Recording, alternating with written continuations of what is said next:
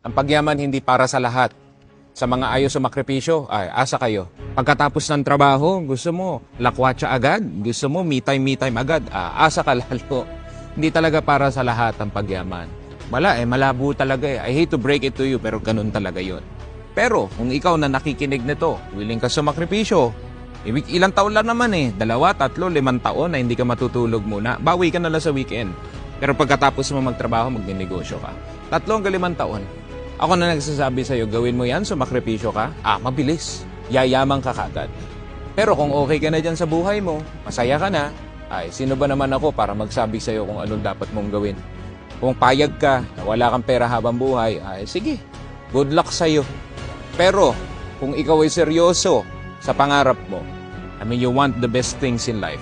You want to provide for your family. If this is you, then sabay ka sa aking sumakripisyo. Sabay tayo.